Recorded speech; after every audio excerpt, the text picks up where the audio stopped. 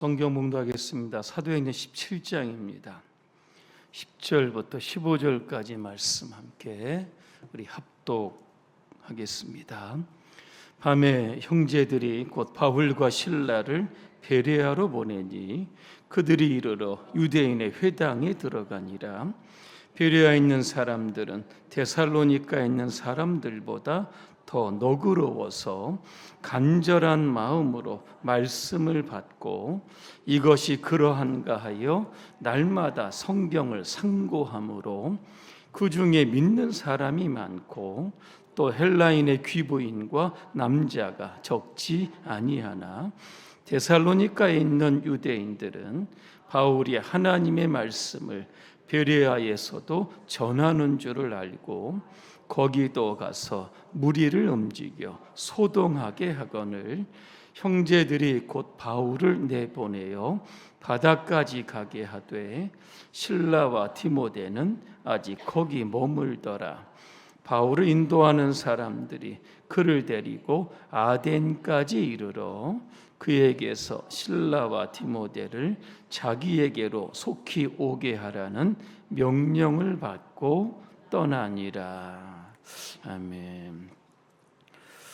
오늘 베레아 선교라고 하는 주제로 말씀드립니다. 할렐루야. 아멘. 옆분과 인사하겠습니다. 너그럽게 삽시다. 지난주에는 바울의 데살로니가 전도에 관한 말씀을 드렸습니다. 바울 당시 데살로니가는 약 20만의 인구로 구성된 여러분 도시입니다. 현재는 테살로니키 이렇게 부르는데 100만의 여러분 도시입니다. 이곳에 바울의 일행이 여러분 전도를 갑니다. 3주간에 걸쳐서 유대인의 회당에서 복음을 전합니다. 결과는 성공적입니다. 일부 유대인이었던 사람들의 일부가 복음을 듣고 회심을 합니다. 그리고 경건한 헬라인의 큰 무리가 하나님께로 돌아옵니다. 그리고 적지 않은 귀부인들, 당시의 상류층이 예수를 믿게 되었습니다. 어떻게 이렇게 전도가 될 수 있을까라고 하는 겁니다. 그 이유가 어디가 나오냐면 유대인들이 바울 일행을 향해서 이렇게 부릅니다. 이 사람들은 천하를 어지럽게 하는 사람들이다 그랬습니다.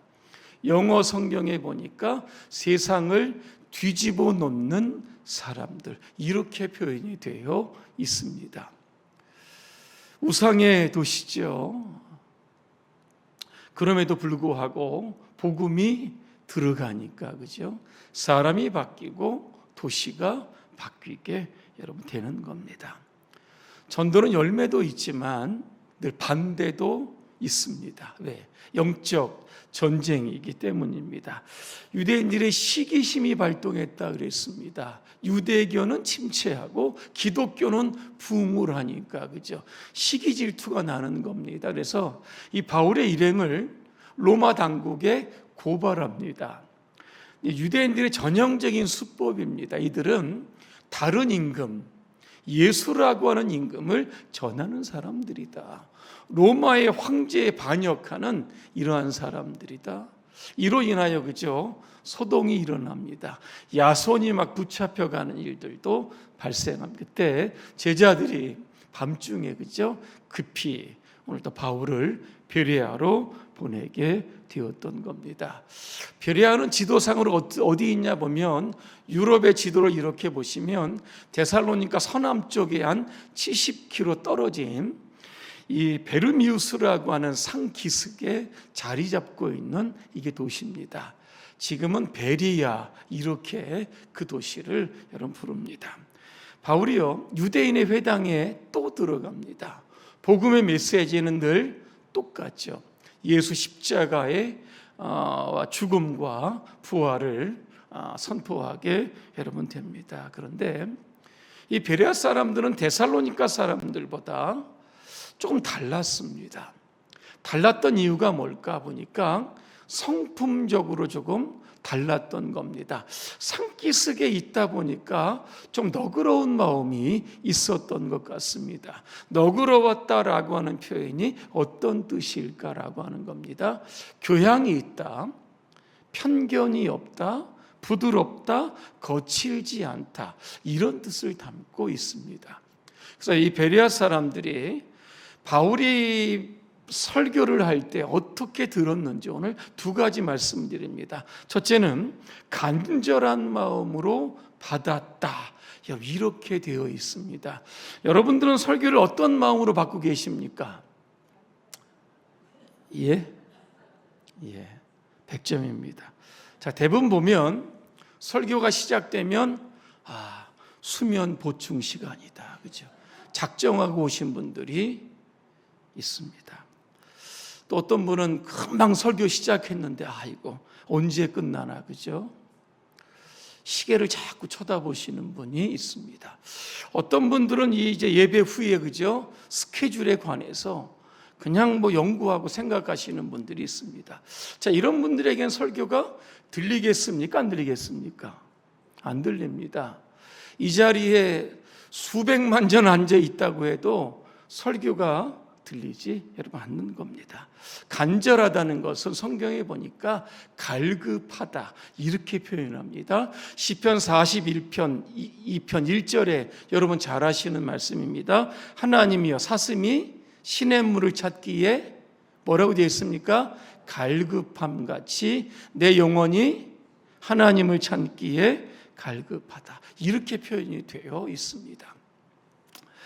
광야의 사슴이 물을 찾지 못하면 죽습니다, 그죠? 사람도요, 하나님을 찾지 못하면 그 영혼이 죽게 되어 있습니다. 왜냐하면 우리 사람은 동물과 다릅니다, 그죠? 동물도 육체가 있고 정신이 있습니다. 하지만 인간에게는 영이라고 하는 게 있습니다. 이 영을 통해서 영이신 하나님과 교통하고 소통하는 겁니다. 전도서 3장 11절입니다. 사람들에게 영혼을 사모하는 마음을 주셨다, 그렇게 말씀하고 있습니다. 물고기가 물을 떠나면 죽겠죠, 그죠? 새가 하늘을 날지 못하면 자유로울 수 없습니다, 그죠? 인간도 하나님과 소통하지 못하면 결국 그 영혼이 죽게 되는 겁니다. 그래서 어거스틴은 이런 이야기를 합니다. 주께서 우리를 주를 위해 지으셨으므로 우리의 마음은 주 안에서 안식할 때까지 쉼이 없습니다, 그죠? 이런 표현을 하고 있다라고 하는 겁니다. 사람들 보니까요, 어떤 통계에 보니까 사람마다 듣는 방식이 다 다르다고 합니다. 보통은 네 가지를 들고 있는데, 첫째는 뭐냐면 판단하며 듣는 사람들이 있습니다, 그죠? 설교를 하나님의 말씀이 아니라, 그죠? 내 생각으로 자꾸 잣대로 이리저리 막, 그죠? 이렇게 재르는 사람들이 있다는 겁니다. 두 번째는요, 누군가 이야기하면 계속 질문하는 사람들이 있습니다. 뭔가를 정확히 들어야, 그죠? 이해하고 질문할 텐데 대화 도중에 계속적으로 질문하는 사람들이 있다는. 세 번째는요, 조언을 하며 듣는 사람들이 있다는 겁니다. 이런 분들은 이미 듣기를 포기한 분들이죠. 내가 뭘 얘기할까? 자기 이야기에게 관심 있는 사람들입니다. 또 한 사람이 있죠. 감정이입을 하며 듣는 사람이 있다고 합니다. 설교의 내용도 듣고요, 그 사람의 음색이나 표정이나 제스처, 이 모든 것들을 다 보고 듣는 사람입니다. 오늘 성경에 보니까요, 간절한 마음으로 하나님의 말씀을 받은 사람들이 나옵니다. 느헤미야 8장에 이렇게 보니까요, 느헤미야가 예루살렘으로 옵니다. 52일 만에 무너진 성벽을 건축을 합니다. 그 다음에 보니까 에스라라고 하는 선지자를 통해서 하나님의 말씀으로 이스라엘 백성을 영적으로 세우는 일이 여기에 나오는데, 여기에 보니까요, 에스라가 내가 설교할 테니까 수문 앞 광장에 모여라 이렇게 얘기하지 않았습니다. 백성들이요 에스라를 찾아갑니다. 우리에게 하나님의 말씀을 전해 주십시오.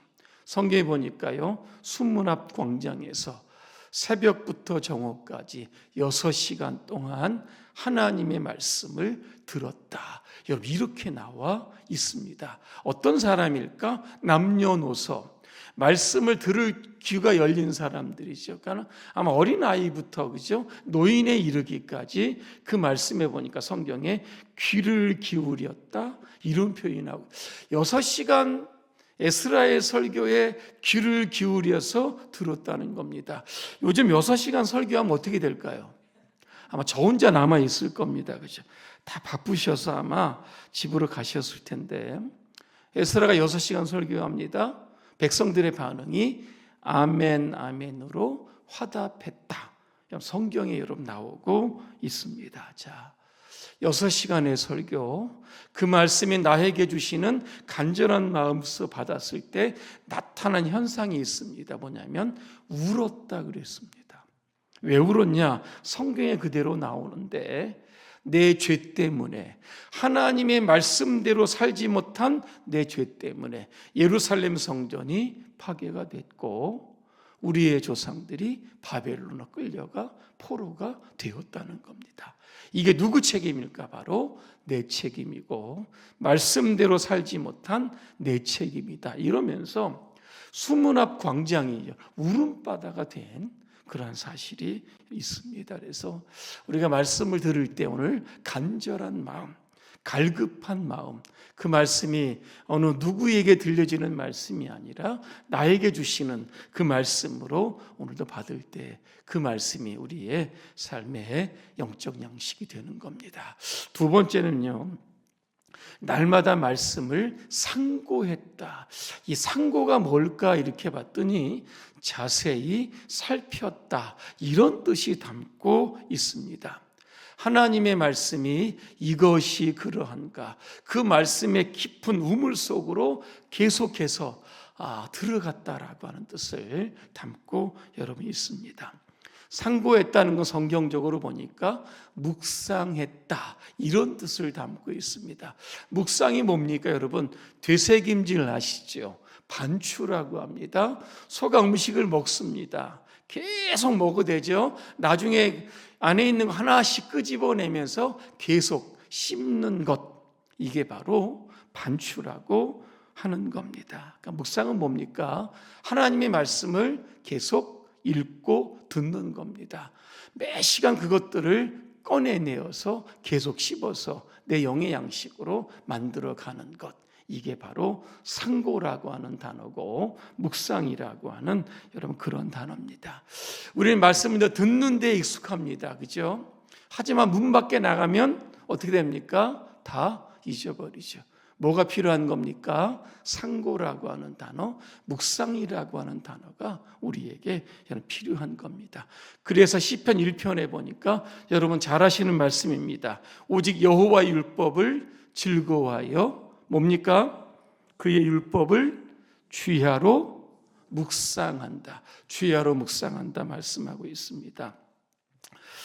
베레아 사람들의 신앙이 건강했던 이유가 뭘까? 그죠? 말씀 위에 자신의 신앙을 세워갔던 이유입니다. 결론입니다. 어떤 신학자가 이런 책을 썼습니다. 설교 어떻게 들을 것인가? 그죠? 자, 설교는 설교자도 굉장히 중요한데 설교를 듣는 청중도 중요하다는 것. 그러면서 두 가지입니다. 온유와 겸손함이 필요하다. 그럼 이런 이야기를 합니다. 설교가 아무리 들어도 최악입니다. 무슨 저런 설교를 할까, 그죠? 또 성경과 전혀 관계없는 그죠? 그런 얘기하시는 분들도 제법 많습니다.